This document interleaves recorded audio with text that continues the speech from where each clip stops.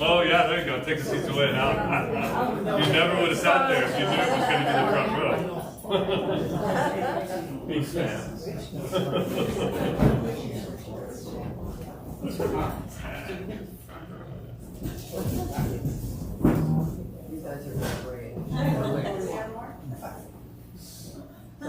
They weren't brave originally. These were, you guys were brave. Go a little bit this way.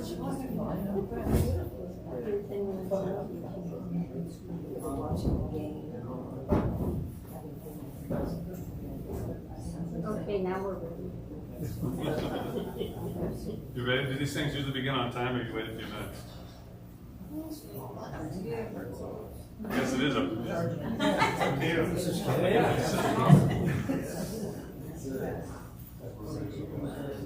Does that say Albert? What's that? Does that say Albert? That's St. Albert's, yeah. So this is the inner courtyard where I live up in Oakland. This is our house of studies in Oakland, St. Albert's Priory. There's about there's 50 Dominicans that live there. So big community. It's where our brothers live, love studying for the priesthood. Yeah.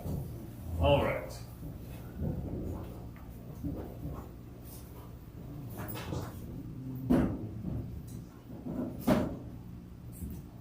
All right, let's begin in the name of the Father, the Son, and the Holy Spirit. Amen.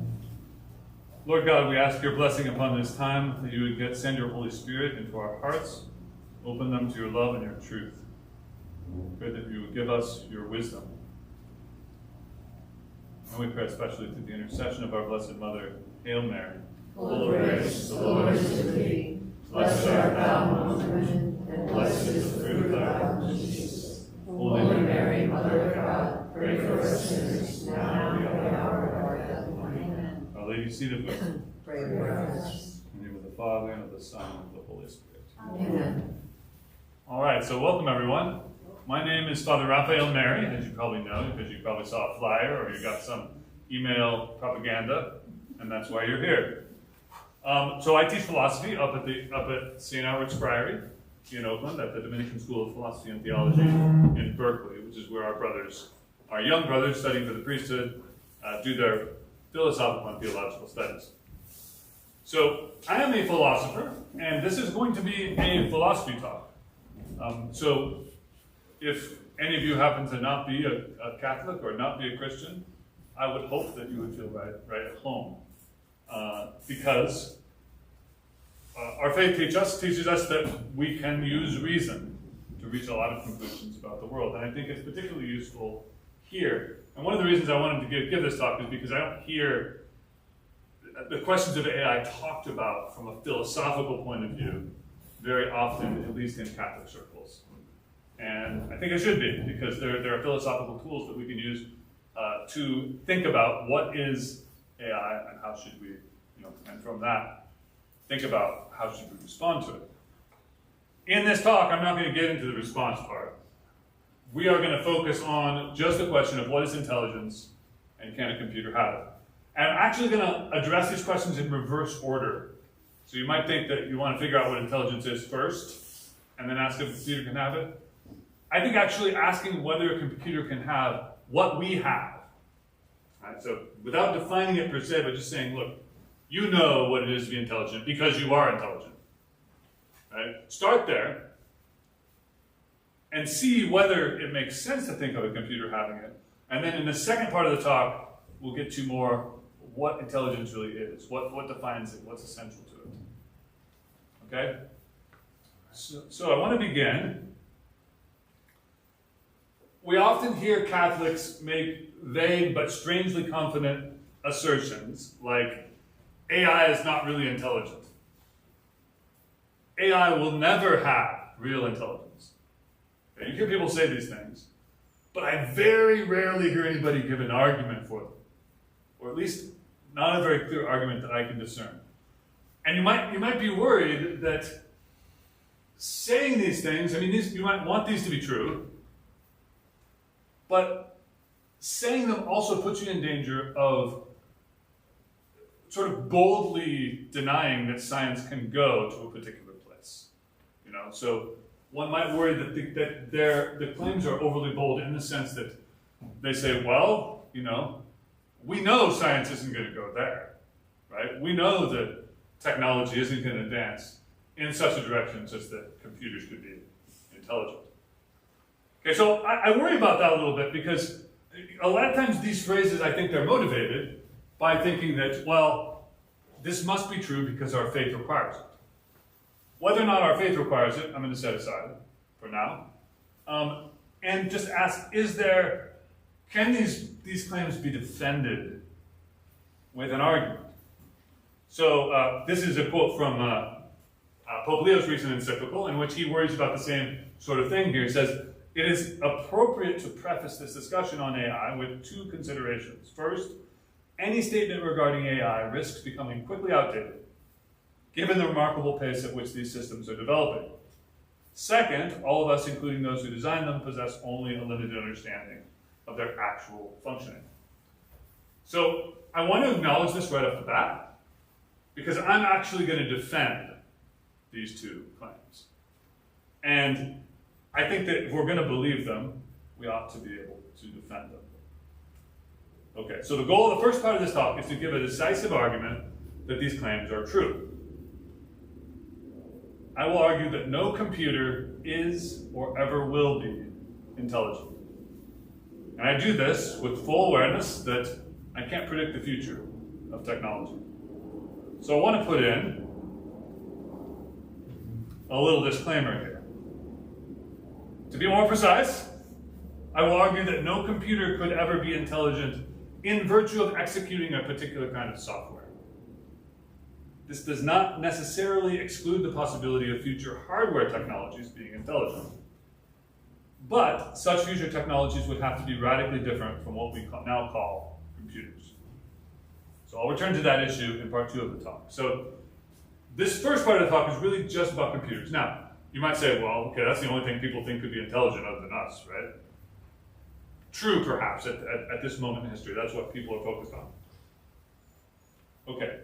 About halfway through the talk, I'm going to stop for questions so we can actually kind of have a little conversation before I go on to the second part. But the second part will be a little different. Okay, so here's the argument that I want to base, kind of the centerpiece of this talk. And maybe some of you have seen this argument before.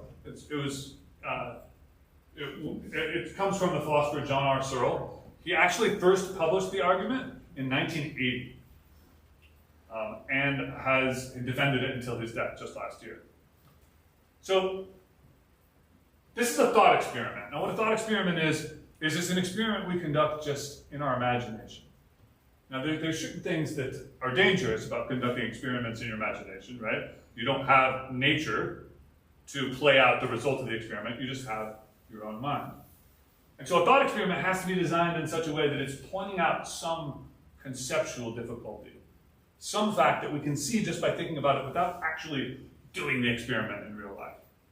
Okay, with that preface, John Searle said, suppose that there was this room, and I'm inside of it. He put himself inside of it. This is him here. And inside the room, you have a big box full of Chinese characters. And you have a book, a really big book, that has strings of Chinese characters. The book has instructions in English in it, but it doesn't tell you anything about the characters. It just says, these characters, input these characters, and you output these characters.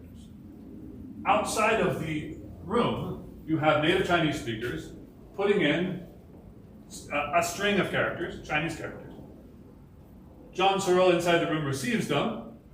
He looks them up in his book, and he puts together the response according to what the book tells him to do. Now, this book can be extremely complex, and it would have to be if this was going to really work in real life.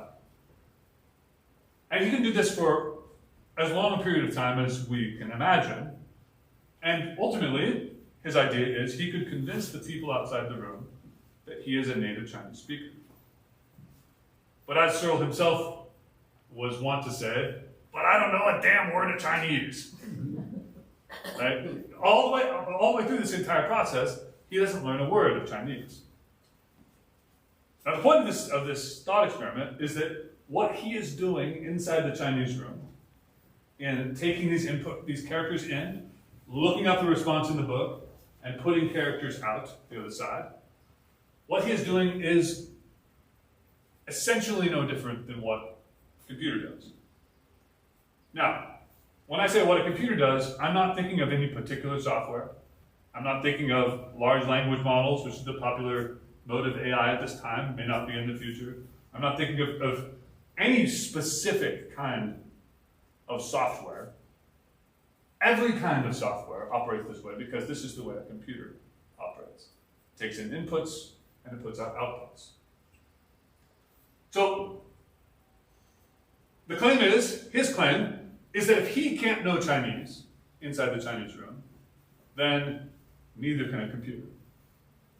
And if whatever goes for Chinese goes for any sort of cognitive ability, notice that the people outside the room are going to think that he knows Chinese, because if he's good enough at what he's doing, right, probably have to be super fast, faster than humans really could be, which computers happen to be, right?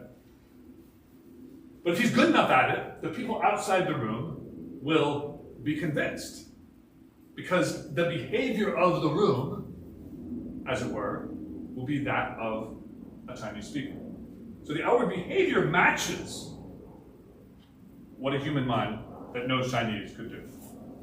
But Searle's claim is there's no knowledge and no understanding in there. Okay, I want to show you this little video from the BBC, kind of illustrating this thought experiment. So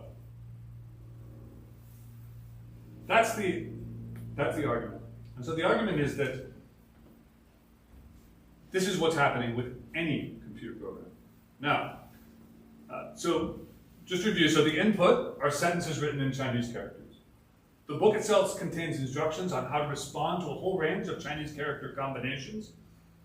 It also gives instructions on how to alter and even rewrite its contents. Now, at the time John Searle wrote this, or came up with this experiment, that last part wasn't there. Because we didn't have the kind of AI that we have now that actually rewrites itself, that actually learns in the sense of not just adding data to a database, but rewriting the rules by which it makes responses. But you could have a book that did that, right? Now, of course, no human being could do this fast enough to make it possible. But that's not a limit for machines, right? And if a human being could do it fast enough, they could execute the same sort of processing, which is that the person in the Chinese room looks up in the book how to respond to the questions, maybe how to modify the book, and puts out a response expressed in Chinese characters. Okay, note that the person in the Chinese room cannot learn Chinese from inside the room. Do you see why? Doesn't know what he's doing. Right. So the person doesn't have access to the meanings of the symbols that he manipulates. The instructions in the book are in English, so he can figure out what to do with the book. But nothing tells him what any of the symbols mean. Of course, in the video, he said, well, some of the symbols in the question are appearing in the answer, right? But if you don't know what the question is, and you don't know what the answer is, it doesn't really get you anywhere. One way to think about this is, like, is it possible to learn Russian using a Russian dictionary? Right? No, because you don't have any place to start. You don't have any way. You know that these are symbols on a page, language, but you don't know what they symbolize. You don't know the meaning behind those symbols. Okay, so the central problem, as John Searle puts it, is that the person in the Chinese room has syntax, but not semantics. Okay, where syntax is a system of rules for arranging symbols. Okay, for example, a sentence is a string of alphabetic characters beginning with the capital letters and ending either with a period, exclamation point, or question mark.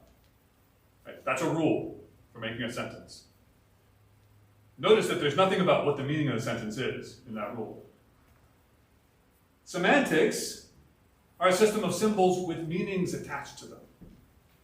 Okay, so for example, the word dog is a string of symbols that by human convention means, signifies a particular kind of animal, dog. So it's that the man in the Chinese room lacks.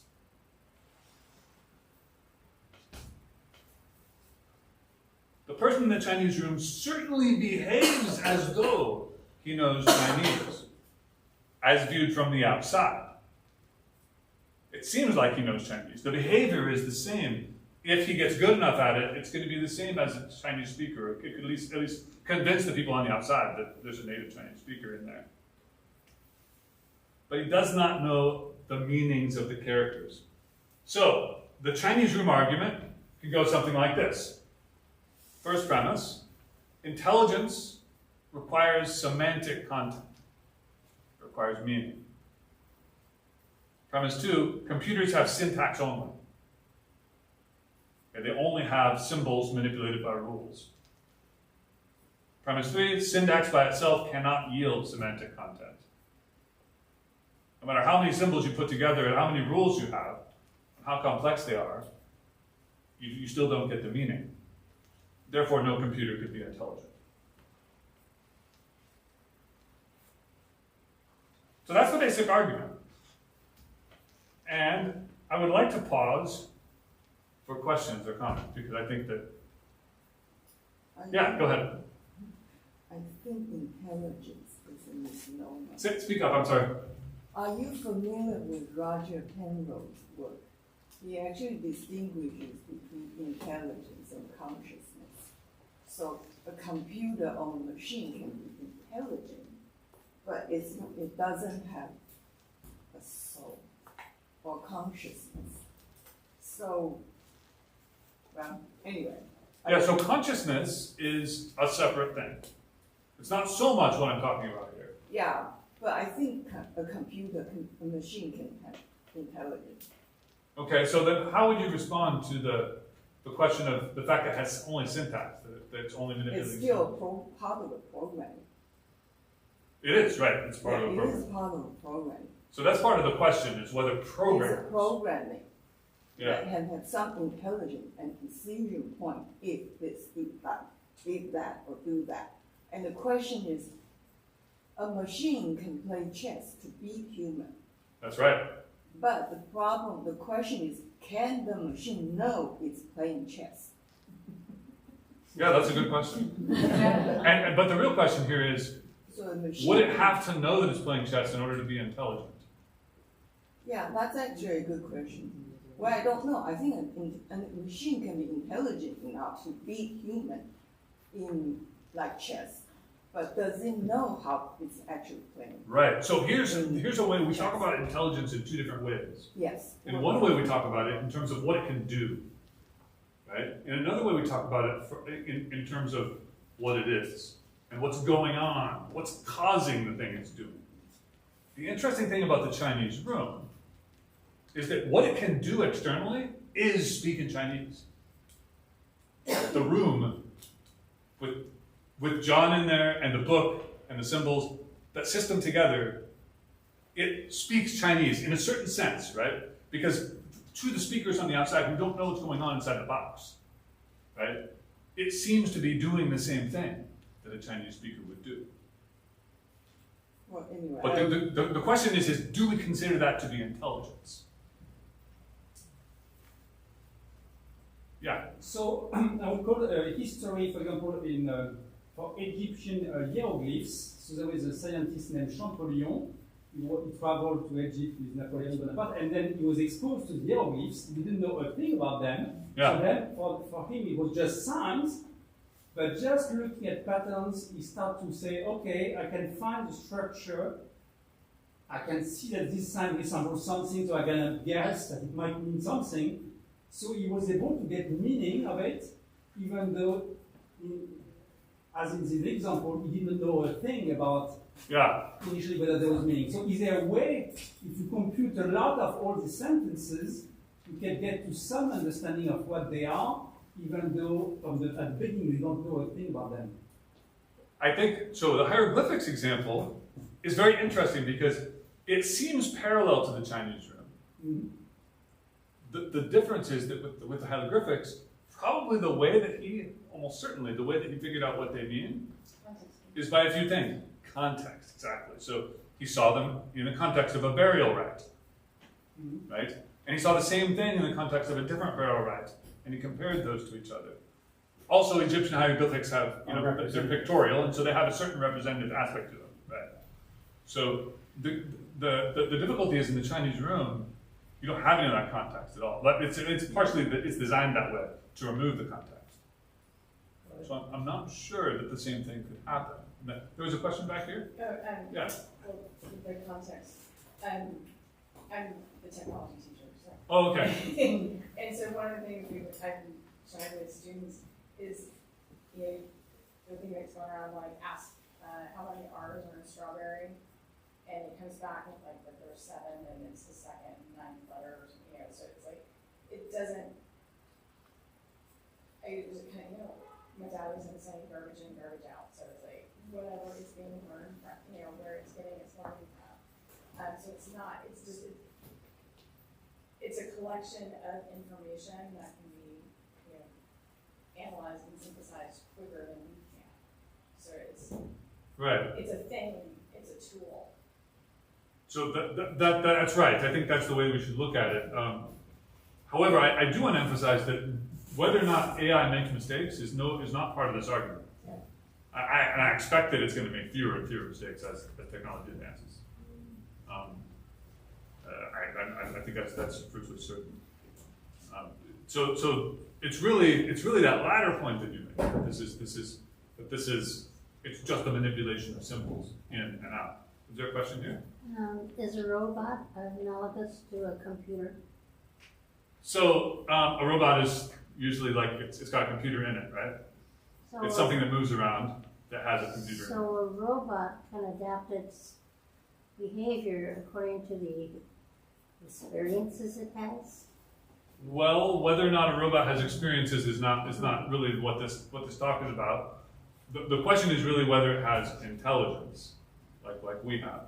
If the Chinese room is correct, it doesn't actually understand anything. It has behavior. It behaves as though, just like the Chinese room does, it behaves as though it understood. Yeah. But it only has syntax, it only has symbols without meaning attached to them. So the question of experience is more of a question of consciousness, which is also an interesting question. But I want to keep it focused on just intelligence for now because it could get, really big. There's a question back here. Teal So if you were to take a beginning French class, one of the first things you would learn to say is ça va. And that can mean many things. It can mean hello, it can mean how are you, it can mean fine, it can mean a whole range of things. And yet, therefore, you would learn this as a beginner without having any idea what it literally meant. You would just know it's the sort of thing that I say in situations in which you're greeting people. We said back and forth, we said it's a question. Mm-hmm. So therefore, humans are able to use things and say things without having any idea what it exactly means. I mean, you wouldn't say that was non-human. So, and we gained that knowledge simply by means of looking how those two syllables were used in context. Now, a computer or LLM just does this on a huge scale because it's not just seeing a small set of interactions between people, but it's got all sorts of things. Mm-hmm. How is that fundamentally any different than my savant illustration? Well, there may be a similarity with Savant, because you're right. So, some words in different languages don't have, like, there's a lot of words that if someone asks you, what does that mean? You'd be like, well, I don't, like It goes. obviously, Yeah. Like, what does it mean? Well, I mean, it doesn't really mean anything. You use it in a particular way, right? But language in itself is not that way. Because, of course, the and Savant function in the context of sentences that have meaning, that we know. Now, well, so the question is, do we actually know the meanings of our sentences? So we're going to get to that a little bit later. Or are we just like computers? Because that's one response. Because that's the thing, because if we don't actually need to have deep meaning, then we shouldn't impose that on computers. Well, but it's important. It's important that when we're talking about intelligence, no, I agree. If we have no meaning, then it's unfair to expect computers to have it, Yes. right? We'll get to that question. I do want to say that the logical form of the objection is not valid to disprove this argument, and the reason is because the fact that some language has no meaning, it doesn't follow that language has no meaning. Yeah, but I'm just Right. trying to. And this is an argument that it can have no meaning, right? So the question is can you have intelligence with no meaning at all? The question is not whether an intelligent person can, make sounds that don't have a clear meaning or for which they don't know the meaning. Yeah, well, I'm Right. actually arguing against premise 3. Okay. So syntax. Syntax by itself cannot yield semantic content. So Well, you seem to argue in favor of it, though. Actually.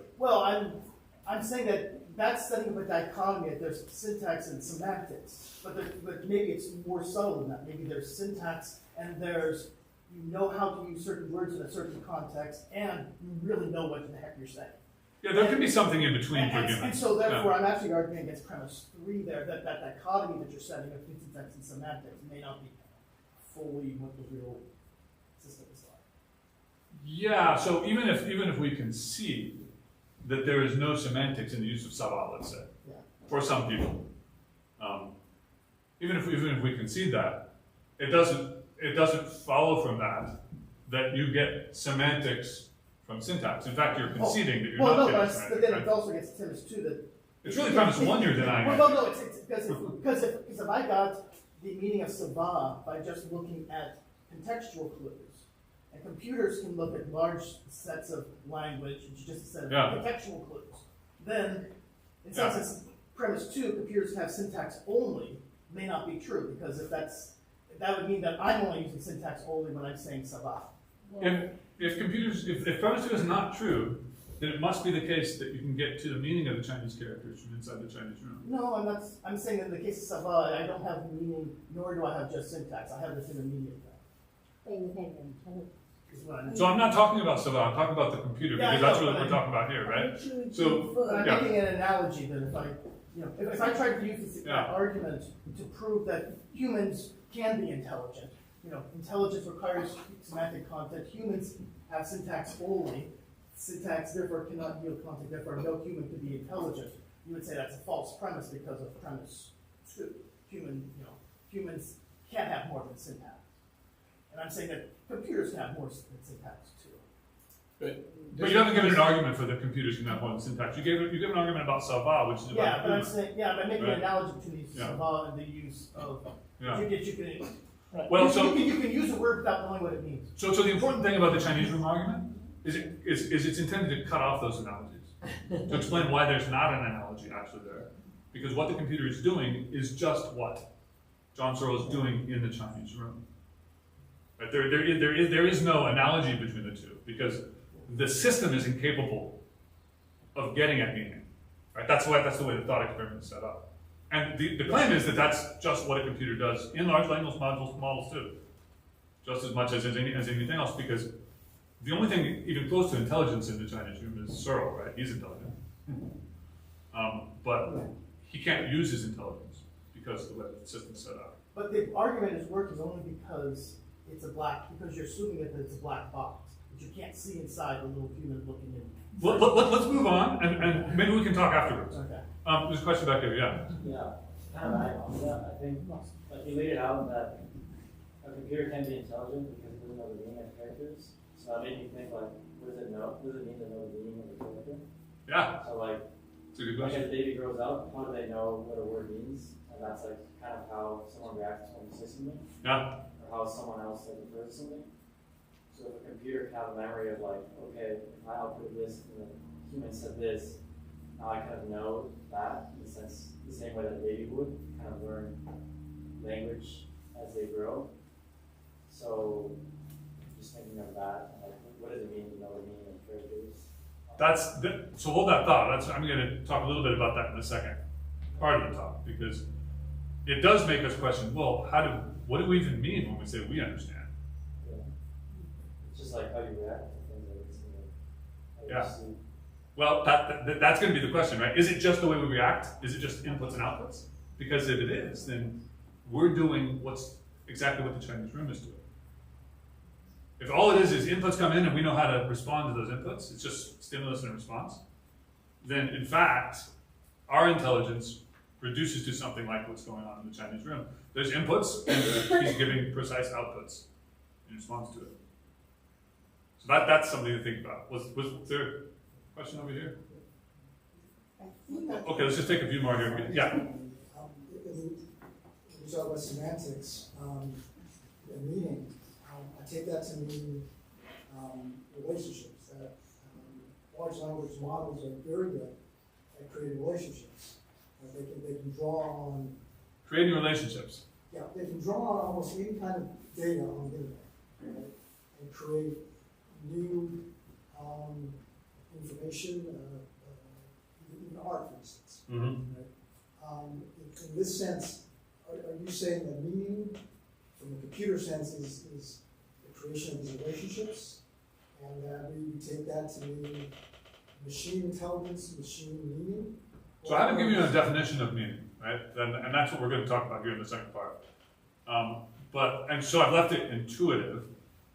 But you're right that large language models create, they bring about sentences of words that create new ideas.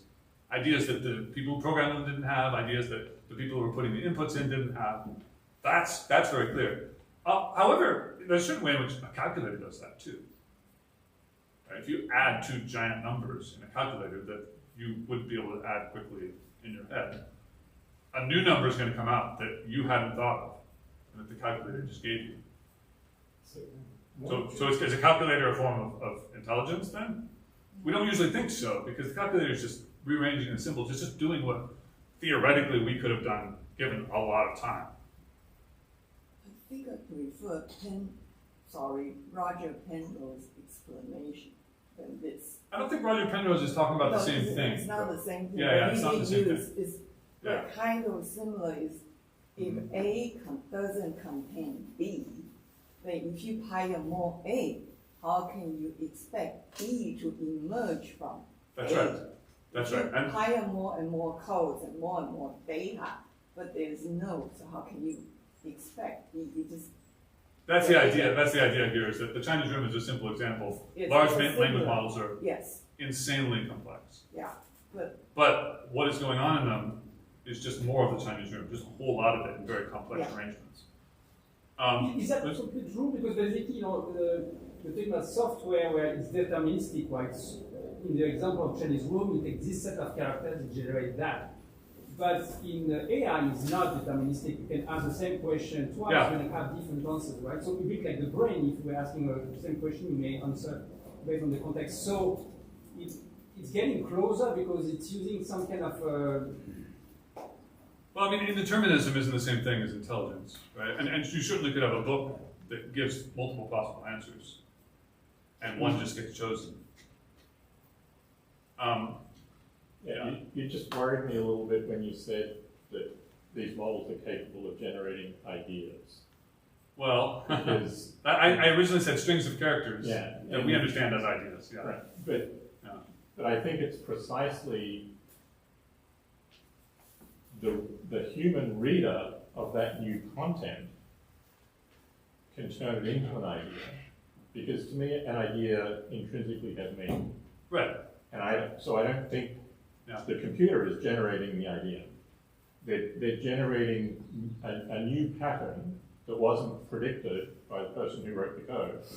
But then the interpretation of that pattern lies with the human agent. So it generates symbols that represent an idea in human language. Humans are able to interpret those symbols as an idea, and the ideas can be amazing. Right? They can, but it's in the interpretation that the idea arises. Right. Okay, let's move on. We'll have more Q&A at the end. Really good question. And this is a hard thing. So I want to give you a couple of objections to the Chinese room argument that I was wondering if they might come up in the Q&A.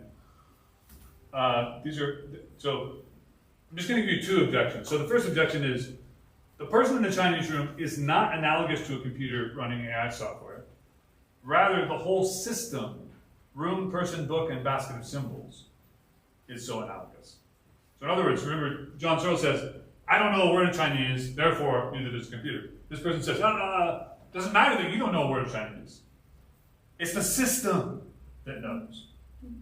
It's not, just like in your brain, it's not one neuron that thinks. Right? It's the whole system that's acting together. And so the response is then, the room knows Chinese. Okay, now when you say it that way, it sounds kind of, well, do we really want to say that? Somebody who compiled the book knows Chinese. That's true. The person who compiled the book clearly knows Chinese. But they're not in the system. Like they're somewhere else. They could be outside talking to it and knowing what it's doing. So, John Searle's response to this question is, well, look, I can just memorize the contents of the book. Right? And then you know, that's in me, and you still have the same problem that I don't know a single word of Chinese. I just know how to respond to inputs and outputs.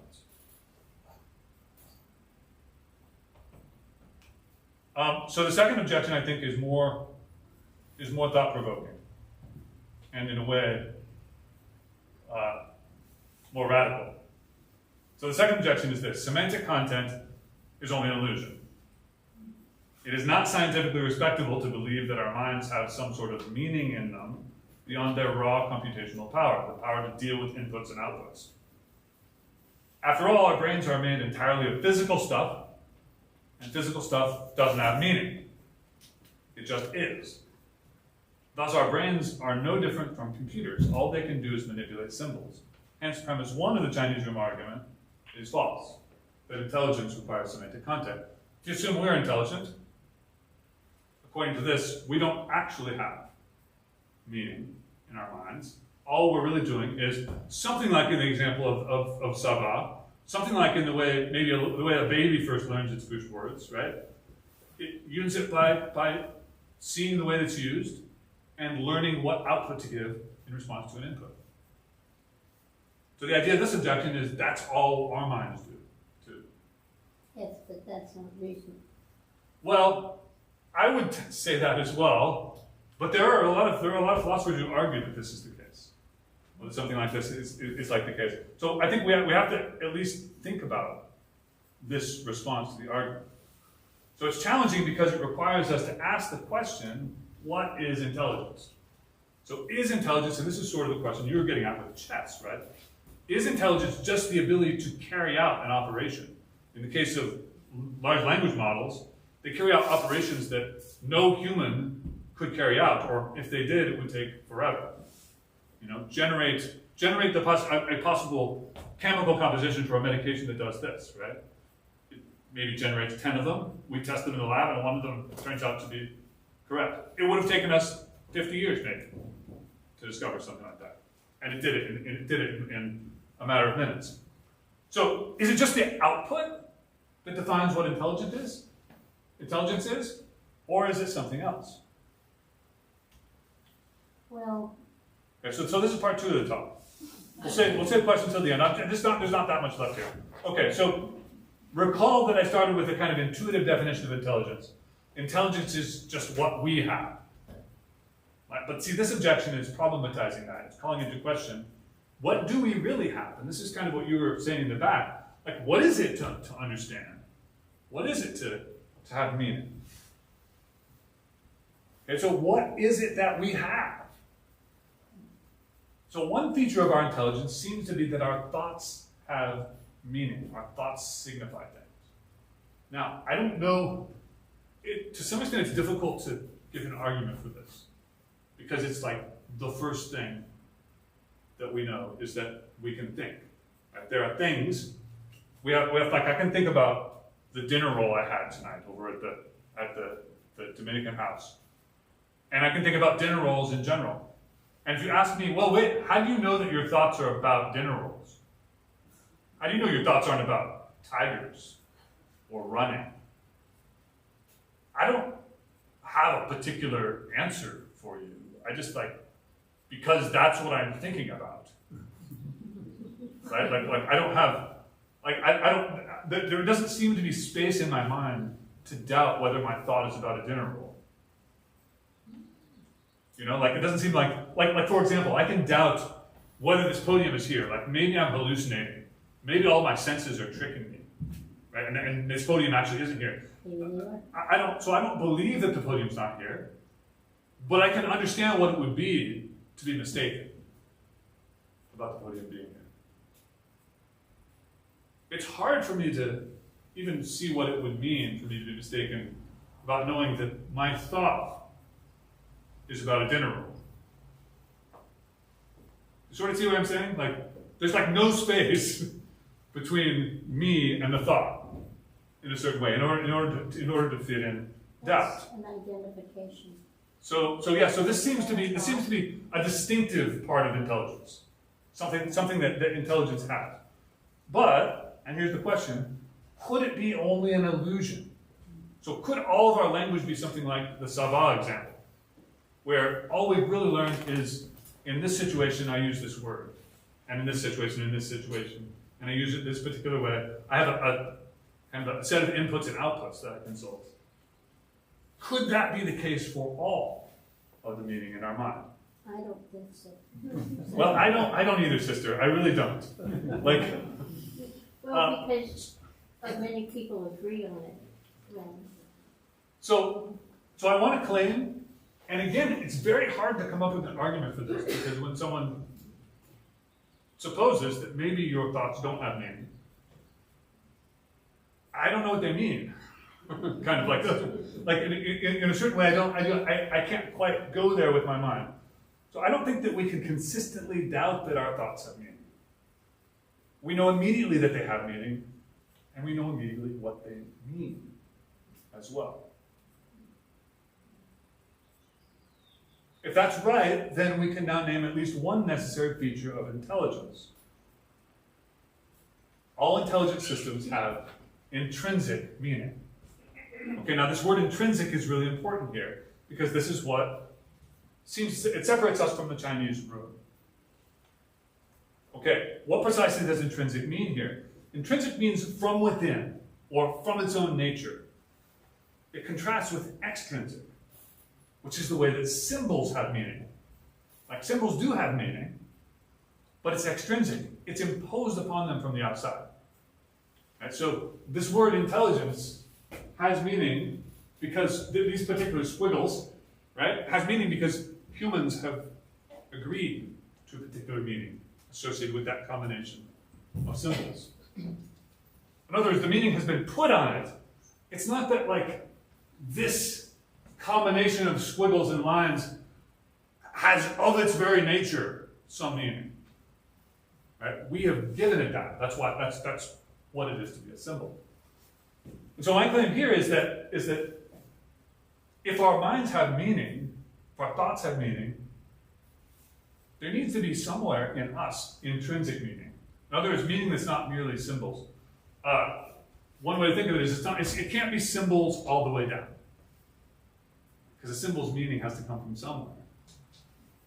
And if the symbol of, like a seed has meaning from another symbol, and that one has a meaning from another symbol, eventually you have to bottom out in something that has meaning, not from something else, but in itself.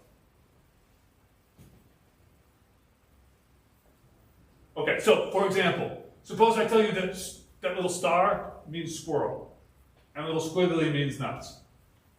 Okay, you now have what you know what I mean when I write that. Right? You can read that because I told you what the symbols mean.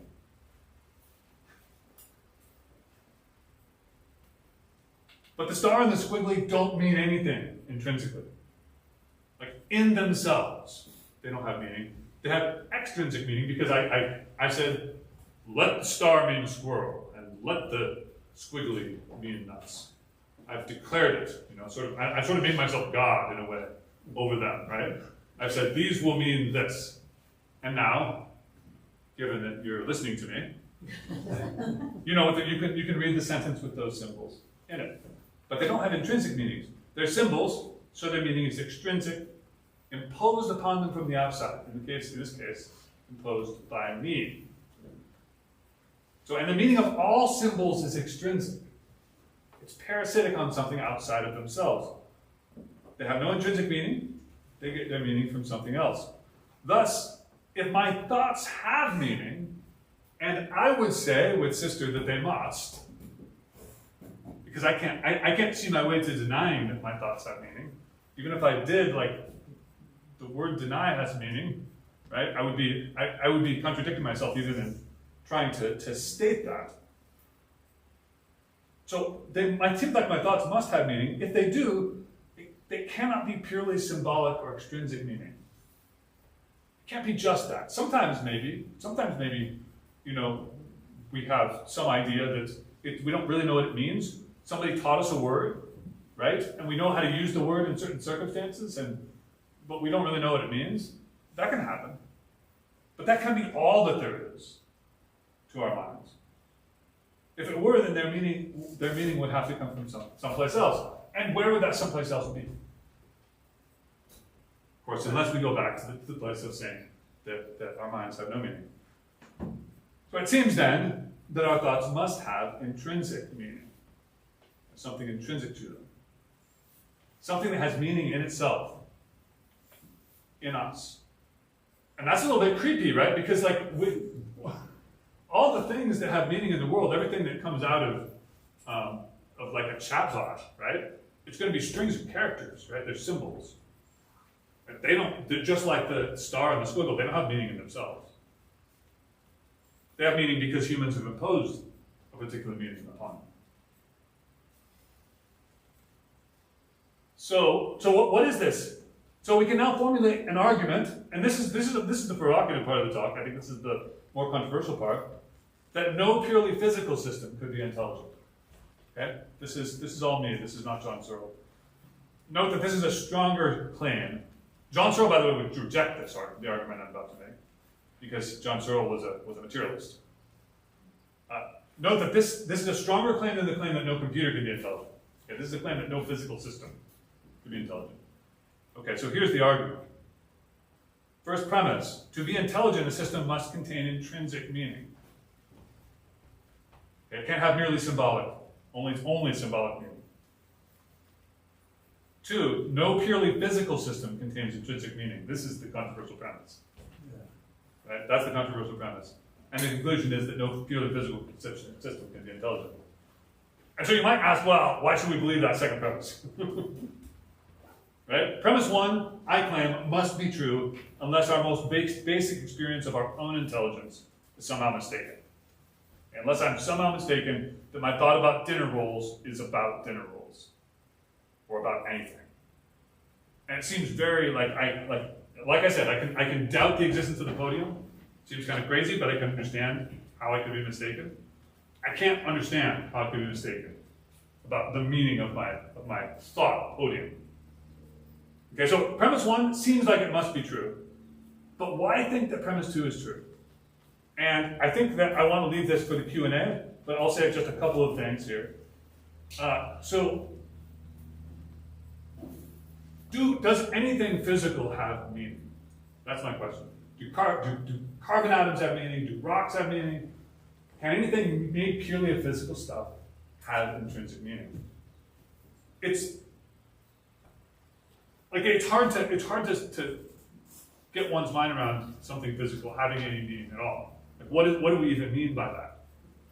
But intrinsic meaning, I mean, it can have symbolic meaning, right? I can say this rock symbolizes, the hardness and suffering of my youth, right? I can say that, and then I can communicate. I can say something artistic about the rock, and people will understand what I'm saying.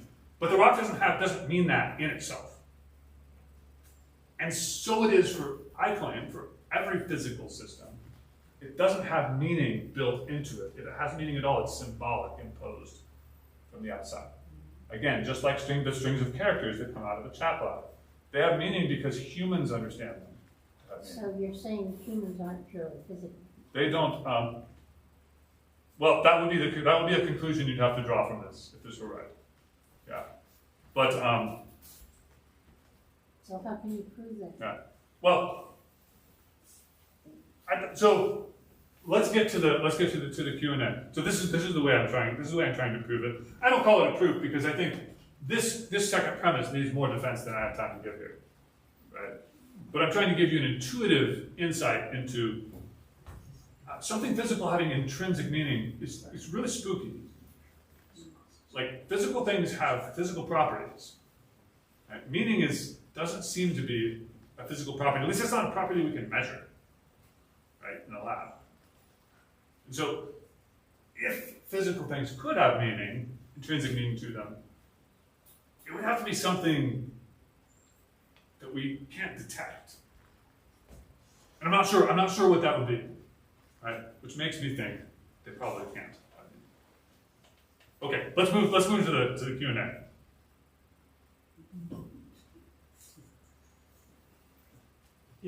Yes. Me? Yeah. I was thinking of intrinsic meaning in terms of something like the cross. Like the cross. So as Catholics, but other religious communities have, so we discuss in the liturgy, the fruit of our work, so there is something that has been given meaning in that context. So is that something that requires some outside intervention to give that artifact meaning? Yeah, so that's a really good question. I have to distinguish between what I mean by meaning. A lot of times when we say, life has no meaning, right, if I say something like that, what I mean is that I can't find a reason for existing. Like, I can't find a reason for life, something to motivate life. And we say the cross has meaning because it tells us of Christ's love for us. It tells us that life is important and that God wills us to have life. It tells us all sorts of things like that. And so we say that it has meaning. The kind of meaning I'm talking about here is kind of much more basic than that. I figured that, but just... Yeah, it's really just, does it signify something? So the word intelligence signifies something, so we would say it has meaning. But then we ask, well, what kind of meaning does it have? Is it intrinsic? So in other words, do these markings mean something in and of themselves, independent of us? Or do they mean something because we have created a language, or somehow humanity has come to a language, and it's because we understand them to have meaning, that they have meaning. If it were in Chinese, I wouldn't know that it has meaning because I know it's Chinese, or it looks like Chinese. I probably couldn't even recognize whether it was Chinese or not. But I wouldn't know what that meaning is. Right? So language is a case where the meaning is imposed from the outside. And when I say meaning, I just mean it signifies something, as opposed to, this watch doesn't signify anything, just as a watch. It's just a physical object. I can use it as part of a language or as part of a signaling system or something, but in itself, it doesn't signify anything. The podium doesn't signify anything. The cross also wouldn't signify anything without the context of the life of Christ. Right? Just merely two things put together in a vertical X, right, would not signify anything by itself without the context of the coming of Christ. Yeah? Could intrinsic meaning kind of be synonym to be like a new thought? What do you mean by new? What do you mean by a new thought? Like a thought, like something that's. So I'm trying to grab my mind around, what it is to be intelligent. Right? So yeah. If it has intrinsic meaning, that the kind of dinner roll thing, that came into your mind, that you created this dinner roll in your mind. You put words to it to convey to us. You saw the picture in your head. It came somehow to you. So you kind of created this vision of this. Yeah, in a certain way. I recalled the dinner roll I saw. Right. And then I thought about dinner rolls in general. Right. You're not looking at it now. It was maybe I'm not looking at it now. Some experience or something. Yeah. But at this moment, you created dinner roll. Yeah. Is that intrinsic meaning? Well, so the question, what I'm saying is that it seems like my thought about the dinner roll has intrinsic meaning. Because it doesn't see, whereas with intelligence, we could say, well, what if we pretended this meant chicken? Right? Okay, ha ha ha. It doesn't mean chicken, but we could understand what it is for it to mean chicken. Right? I mean, it's conceivable that we could change the meaning of that word to chicken and then all talk, using the word intelligence in place of chicken, right? But what I can't do is take my thought about the dinner roll and say, well, what if this thought about the dinner roll is actually about chickens? Well, it doesn't seem like there's a symbol there for me to take and assign to some other meaning. That's one of the challenges of making the analogy between thought and language. Isn't dinner roll just a concept that you learned in your childhood? Isn't it? Certainly, yeah. I mean, it's a learned reality. I mean, I know what a dinner roll is because I've been served. You look at me and see, I've been served a lot of dinner rolls. So it's not, there's nothing intrinsic to that. That's external also. So I distinguish between what the thought about a dinner roll is and what caused it. Okay. It was caused, granted, it was caused by some person saying to me at some point, dinner roll. Right? And me saying dinner roll and trying to say it and eventually learning how to say it. And then Smile when you say that. Dinner roll. But somehow I learned about what a dinner roll is. The question is it the case that I never got beyond simply knowing how to use the word dinner roll in many different circumstances? So I have inputs and outputs. Or do I actually know what a dinner roll is? Can I think about a dinner roll in itself? Right? What's the essence of a dinner roll? What's the nature of one? And it seems like I go beyond simply, maybe in the beginning I started with just like, this word attaches to that thing, right? But at least as time went on, I came to understand what a dinner roll is. I would claim that seems to be a primitive human experience. But again, there are some philosophers that say, no, all you ever do is inputs and outputs in your own mind. Back there, yes? I think the best way I've been able to wrap my head around is the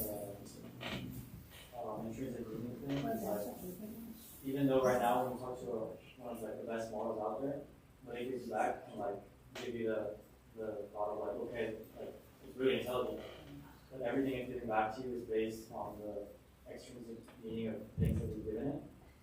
And how I can separate myself is the fact that like if you were to tell the model like do this and then like again and again, it's always going to do it.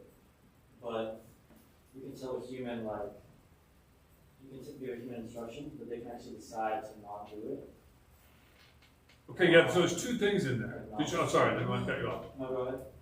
So there's two things that you had in there. One of them is the meaningfulness of the symbols in the thing, and the other is about freedom. Yeah. I want to set aside the freedom because I think that's a distinct question. I think you're right about it, that it's something that we have, and I think it's actually related to intelligence. But I don't want to sort of get off too far on that tangent. Even though it's interesting. I was able to kind of grasp the intrinsic meaning. Yeah. Like the fact that you have a free will. Well, it is related. You're right about that. There is a connection. Okay, so over here and then. Well, you're drawing on the patterns that you experience, but also your experiences with general or whatever memory or. Whereas on the language models, they're using patterns to just produce a pattern. There's no like feeling, emotion, connection to it. Yeah. So I want to separate out emotion because I don't think that emotion is what makes us intelligent. I agree that computers don't have emotions, but I think that's a separate thing. So one hot take that I would give is that other animals do not have intelligence. But they do have emotion. Other animals, dogs, cats, horses, chimpanzees, have emotions. But I would claim they don't have intelligence. I'm not going to try to defend the intelligence claim now. But I do think those two things are different. I think a computer has neither of them. You're right.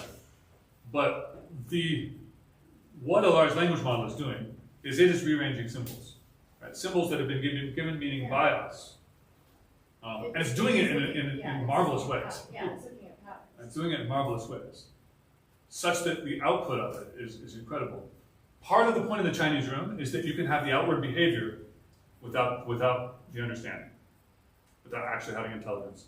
The people on the outside of the room, the native Chinese speakers, they do know Chinese. John Searle does not know Chinese.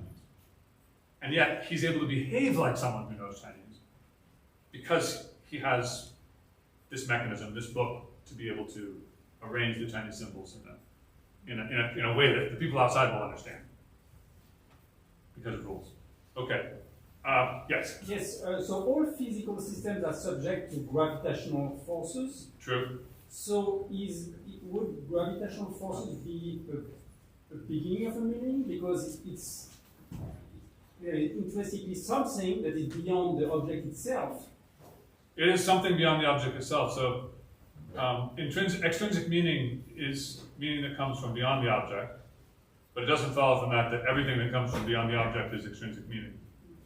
So I guess you'd have to give an argument that gravitation somehow is meaningful. I don't know how that would go. But it's not just that anything from beyond the thing is meaning. Anything extrinsically, like extrinsic force. Right? It's like if I lift the laptop, that doesn't give it meaning. Right? If I say this laptop represents my struggles through graduate school, then I am imposing a kind of meaning on it. Right? But not just any force will do that. It seems. Yeah. So I'm struggling a little bit here. If I buy this, If you buy this argument, yeah, and I think without even calling them intelligent beings, let's call them intelligent entities. who are them? So there's two entities, Okay. each of which we call intelligent because they can manage intrinsic meaning. Okay. Seems to me. Although this doesn't say that something is intelligent just because it has intrinsic meaning. It's not sufficient. It just says, that's right, it's necessary but not sufficient. Yeah. Okay. This seems to say that two intelligent beings cannot share intrinsic meaning. Because they have to communicate physically through extrinsic meaning, and so you can't guarantee that they. Well, they can't communicate it to each other. Right. And so. No, they can't, I don't think. No, and so that means they don't really share it. well, they may have. they share meaning. They may have common intrinsic meanings, right? But Yeah. There's no guarantee that Yeah. they're sharing the same thing. So that's just, it's a good point. That just is just to say that I can't peer into your mind and see what your thoughts say. Yeah. And it seems that we can't do that. Which is why extrinsic meaning is so important, right? That's why it's so important to have language, because we can communicate what's in our mind. But we can share meaning, but we can't share intrinsic meaning as intrinsic, right? Insofar as it's intrinsic, it's sort of private to me, my thoughts. Like, I can't let you open up my, like if even an alien, imagine, what's one philosopher who gives this example? What if you were thinking about grass, and an alien came to Earth, and he has technology, MRI technology that massively exceeds what we have, right? And can look at your brain, at what every particle in your brain is doing at every moment. Would he be able to tell that you're thinking about grass? Right? And this philosopher says, well, how could he? The type of information he's gonna have is about motion, right? And forces, or whatever sorts of advanced physics he has, right? More advanced than ours. He's gonna have that information. How is he gonna get the information about grass out of that? Especially if he's never seen grass before. He doesn't know what grass is. So it seems like whatever is intrinsic to our minds isn't, and that's another argument that is not available physically. That all the physical information will not reveal that information. Okay, back here, and then Father Bar. Yeah. So you think that anything that has intrinsic meaning would mean the same thing to multiple people? So, like, would it communicate either the same emotions or the same response from the individual? It's interesting, right? Because I think the only example of something that seems to have intrinsic meaning is human thought. Like I don't have another example to give you. But if there were something that was intrinsically meaningful and visible to a third party, and two people could look at it, then I presume they would both perceive or receive that meaning. I don't know. It's kind of abstract because I don't know what that would be. Yeah, but then there's like, so I think in English, right? And some person in Germany would think in German. Yeah. So if thoughts have intrinsic meaning, I think in English, and I put that thought in that German guy's head, would he be able to know what I think, what I think? So have you learned another language? I know Spanish. You know Spanish? Yeah. So have you gotten to the point where you can think in Spanish? Yeah. Yeah, so me too. And French as well. I've thought in French before too. Now, the funny thing about that though is that when I do that, when I have thoughts or some sort of inner dialogue in another language, I recognize that I'm still thinking about the same thing. Right? There may be another language going through my mind, but I'm still thinking the same thought. Now, of course, in some cases, something can't be translated super well between languages, and this is where languages also influence. They express our concepts, but they also influence our concepts. Like, I love the phrase n'importe quoi in French. That is a delightful phrase that has no translation. I mean, you can translate it literally, but it has no, the range of situations where it makes sense to use it, it just doesn't, you know. There's nothing in English like it, and I miss it from when I was speaking French. But, so the language also affects our concepts because of the way we use it. In different ways, so that has to be said. But ultimately, we can have the same thought in different languages, I think. Yeah, so Father Bart, and then This was exactly the point that I wanted to make. Okay. So you can start with language with ça va, and that's it's input output. I learned ça va, and ça va is used in these many different circumstances. But there does come a point where you think in the other language, and that seems to be that's getting to the point of thought. But then you start dreaming in the other language as well. Yeah. And that's that's something you have no control over. It's not something. It's something that's really invading your thoughts at the level. And so there really is something here. And I know there's the Philip K. Dick's question about androids dreaming. But there's something about the human consciousness here that's immaterial, of course, and that it really does speak to this, that it is something deeper than just symbol, something that there's meaning there. And it does get expressed in language, but yeah, it's a completely unformed thought in my head, but I knew that there had to be something between the difference between when you're first learning the language and the point at which you're thinking and dreaming in that language. So. Your concepts have been sort of assimilated to that language. Okay, let's, we need to probably finish up, and we can, I'm going to hang around, so happy to continue to talk. You had a question here? Well, just thinking about examples. Suppose you're not a blind person, so when I'm thinking about grass, but I think a better example maybe, no one can describe color red. The color red. When I say red, I see red. You know what red is, unless you're blind. But if you tell a computer, it can describe the wavelength, but it doesn't know what red is. Right, or even think of an alien instead of a computer. So let's say you have an alien that doesn't have the power of sight.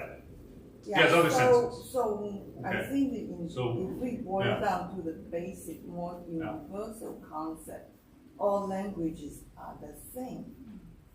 Well, the universal, like sky, red, blue.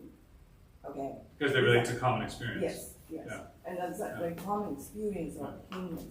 And number two is about the Chinese room experiment. The system knows. This is a very simplified example, but I'm trying to be devil's advocate. Yeah. There are systems in nature that I know every part, but I'm unable to describe the bulk behavior and vice versa. That is, I can describe how the system behaves, but I don't know anything inside. So the system will move like it has its mind. Yeah. I'm thinking about water, okay? I'm thinking about water. I'm thinking about quantum mechanics. Yeah.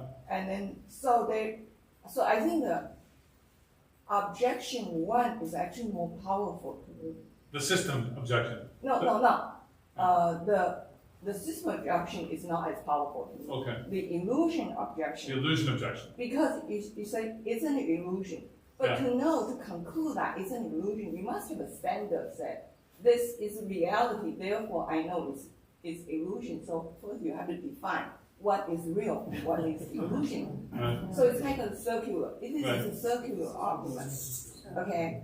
And Right. I mean, we're assuming that we have some truth. we have But we kinda have to something do grab that. onto. Just like free will, because some materials Yeah, materialists would Yeah. insist that it's an illusion, just like free will. Right. But they are still using the faith, like, I trust that it will emerge. I trust that it's an illusion. And it's just, Right. I mean, people have arguments for those things. I mean, people who think free will is an illusion have arguments for it. They're not just, it's not just faith. like, final point. Have Yeah. you seen a movie called Ex Machina? I have not. I've heard of it, but I have It's not. actually a great movie. Okay. And it's the robot, or android, is just a more sophisticated Chinese room. Okay. Okay. Yeah, so Okay. it will behave. Yeah. It behave just like a human, a beautiful young woman. But then you can also draw, there is a book. So like the other extreme is, years ago I read a book called, I think it's called Into the Gray Zone. Mm-hmm. It's just the opposite. It's like some patient we think as vegetable. There is Okay. something inside. Their brain still function, but they have no reaction. So the ex machina, the robot, the actress did a great job. It behaves like a human, but it doesn't have soul. Yeah. And the people who are vegetable, but they actually have soul. Yes. Okay. Thank you. Thank you, everyone, for coming. I'll be around, and if you want to stay around and continue the conversation, I'm happy. Possible to get a copy of the slide deck? Yeah, I can send. If you want to give me your email, I can send you the slide deck. Yeah. This is in Keynote for the Mac. I can send you the PDFs though if you want.